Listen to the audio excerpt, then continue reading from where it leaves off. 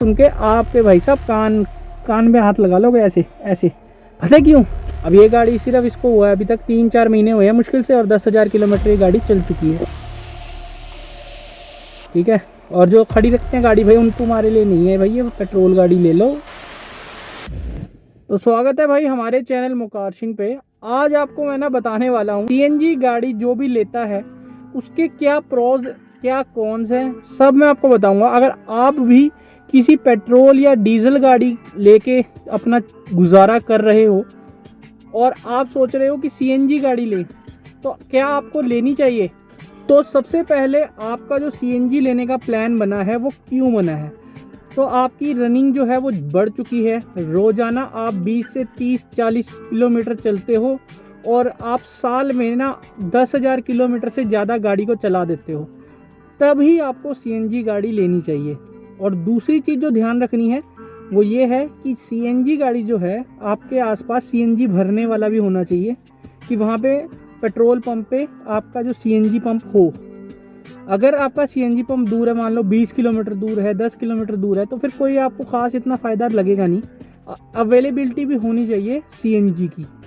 तो अगर ये चीज़ें आपके पास है तभी आपको सीएनजी गाड़ी लेने की ज़रूरत है, क्योंकि जब आप सीएनजी को कम समय में ज़्यादा चलाते हो ना, तो आपके जो 80-90 हज़ार रुपये एक्स्ट्रा जो पे कर रहे हो कंपनीज़ को, वो पूरे तभी होते हैं अगर आप ज़्यादा चलाते हो गाड़ी को। ठीक है, वरना पेट्रोल गाड़ी ही ले लेना।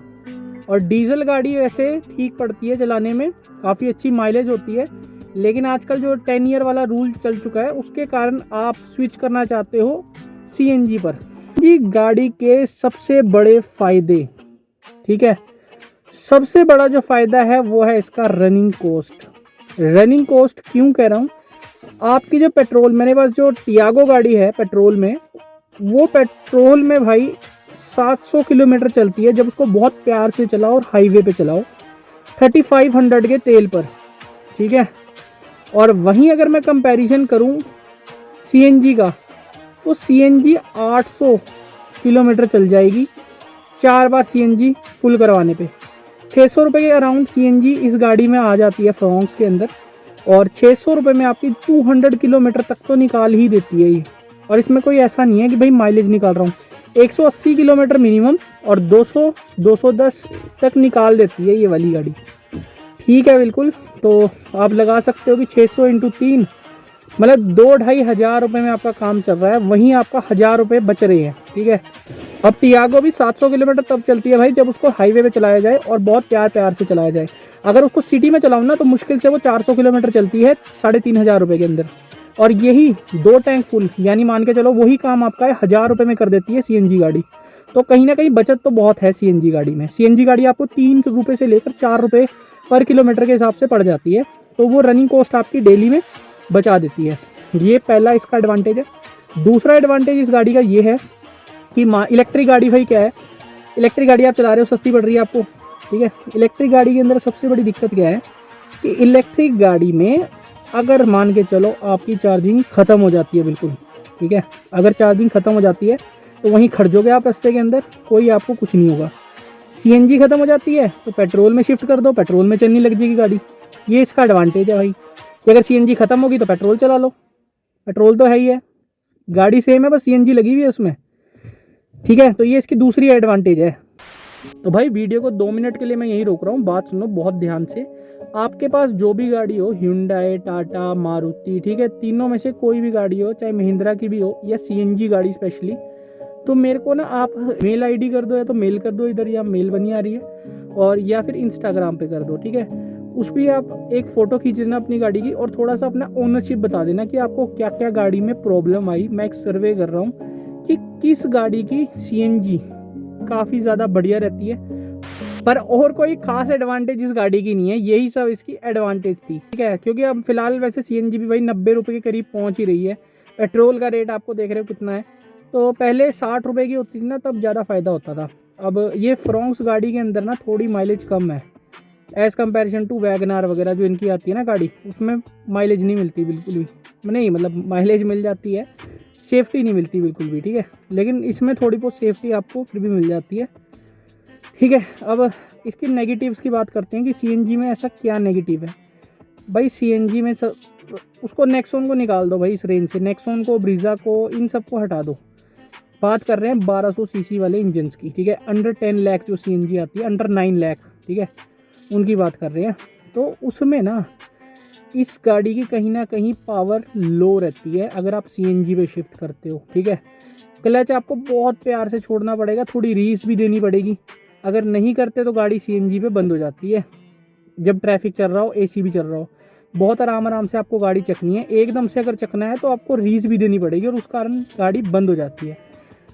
दूसरा डिसएडवांटेज इसकी पावर में ये है कि अगर आप हिल्स पर जा रहे हो, अगर एक स्टीप चढ़ाई पर रुक गए, तब आपको पेट्रोल में तो शिफ्ट करनी पड़ेगी, लोड भी आपके पास, नहीं तो सीएनजी में तो गाड़ी भाई साहब चकती ही नहीं है बिल्कुल भी। तो इन गाड़ियों में ना पेट्रोल के मुकाबले पावर कम फील होती है, ठीक है। तो ये इनमें सबसे बड़ी डिसएडवांटेज है। और एक डिसएडवांटेज और भी है भाई कि लाइंस काफ़ी ज़्यादा लगती है सीएनजी में कुछ जगह पर, जहाँ आपको वेट करना पड़ेगा। एक ये है कि ये इसकी मेंटेनेंस जो कॉस्ट है वो ज़्यादा पड़ती है as comparison to petrol and diesel. हाँ, तो सीएनजी गाड़ी में आपको मैं मोटा मोटा फ़र्क बता दूँ ना, तो ये 10,000 किलोमीटर गाड़ी चल चुकी है। इसमें मोटा मोटा खर्चा 30 से 35 हज़ार रुपये का हो चुका है फ्यूल पर। वहीं जो पेट्रोल गाड़ी है, अगर उसको 10,000 किलोमीटर चलाओगे तो उसमें आपको खर्चा कम से कम 50,000 से 60,000 रुपये का मिलेगा आपको, ठीक है। और कई बार ज़्यादा भी हो जाता है, 80,000 रुपये तक भी पहुंच जाता है। तो आप ये देख लो फ्यूल पे कितना ज़्यादा फ़र्क आ जाता है एक ही उसमें। जो आपको ना ध्यान रखने वाली बात है कि इन गाड़ियों को मेंटेन करके रखना पड़ता है। वो कैसे मेंटेन करके रखना है वो आपको मैं एक और वीडियो में बताऊंगा। फ़िलहाल समझ लो कि अगर आप 100 किलोमीटर चलते हो तो कम से कम 5 से 10 किलोमीटर आप पेट्रोल पर चलाओ। एक प्रॉब्लम और भी होती है भाई, चाहे कंपनी फिटेड सीएनजी हो, कंपनी फिटेड में बहुत कम चांस है कि सीएनजी आपकी लीक कर रही है, ठीक है। मैंने देखे हैं कुछ कंपनी फिटेड केस में, कुछ फ्रॉन्क्स थी जिसमें लीक कर रही थी सीएनजी, और बदबू तो आती है भाई, लेकिन इनमें सेंसर्स वगैरह लगे हुए हैं कि अगर लीक है तो वो बंद कर देगा, बिल्कुल आपकी सीएनजी पे शिफ्ट होगा ही नहीं। काफ़ी ज़्यादा सेफ्टी फीचर्स दे रखे हैं। तो बाहर से लगवाने के बजाय ना कंपनी फिटेड में ही आप विश्वास रखो, थोड़े सेफ्टी फीचर्स मिल जाते हैं आपको इस चीज़ में। एक चीज़ और, सिर्फ मारुति की गाड़ियाँ ही हैं भाई जिसके अंदर सबसे ज़्यादा सीएनजी बिकती है और इनके बूट स्पेस बहुत ज़्यादा कम है, ठीक है। टाटा में तो बहुत अच्छे आ जाती है बूट स्पेस, पर सीएनजी गाड़ी जो भी लेता है ना वो यही चीज़ देख के देखता है, फैक्टर जो है, ठीक है। और इनकी ना मारुति वालों की सबसे खास बात क्या है कि इनकी सर्विस बहुत ज़्यादा ही सस्ती हो जाती है। अब ये जो फ्रॉन्क्स है ना, इसका जो हमने फर्स्ट सर्विस करवाई है और इसकी जो कॉस्टिंग है ना वो है 3,076 रुपये, यानी 3,100 आप लगा लो। फर्स्ट सर्विस जो है वो 3,100 रुपये में हुई है, लेबर फ्री। वहीं टियागो की जो थी ना, जो इससे नीचे सेगमेंट की गाड़ी है, उसकी सर्विस सुन के आपके भाई साहब कान में हाथ लगा लोगे ऐसे ऐसे।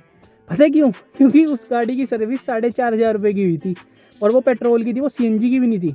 अब बताओ मेरे को आप कि टाटा की सर्विस जो है वो थोड़ी सी एक्सपेंसिव रहती, पार्ट्स काफ़ी महंगे हैं। वहीं मारुति ज़्यादा बिक रही है, पार्ट्स ज़्यादा बना रही है, थोड़ा इनके पार्ट्स भी हल्के होते हैं, तो ये काफ़ी ज़्यादा रिलायबल भी रहते हैं, प्लस सस्ते भी रहते हैं, जेब पर भारी नहीं पड़ते। इसलिए ये गाड़ी ली थी कि इसकी सर्विस भाई टियागो से भी सस्ती है। और सीएनजी गाड़ी की थोड़ी सी मेंटेनेंस आपको देखनी पड़ती है कि इसको मेंटेन करके आपको चलना है।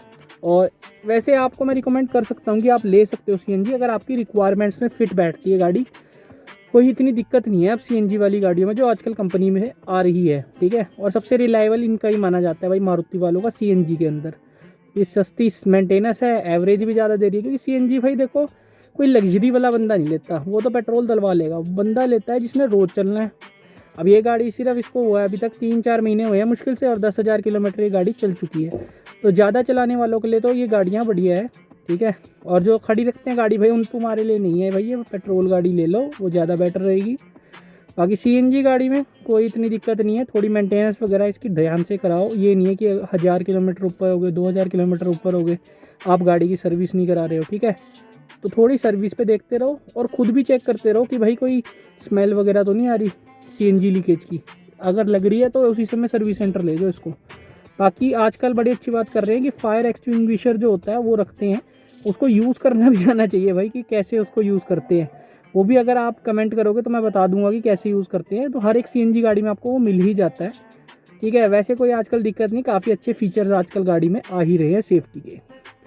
इस वीडियो को यहीं एंड करते हैं। अगर किसी को कुछ भी डाउट हो ना कि भाई CNG गाड़ी में क्या है सिस्टम, बताओ हमारे को लेनी चाहिए नहीं लेनी चाहिए, बाकी वीडियो को यहीं एंड करते हैं। लाइक शेयर सब्सक्राइब जरूर कर देना और ख़त्म करते हैं।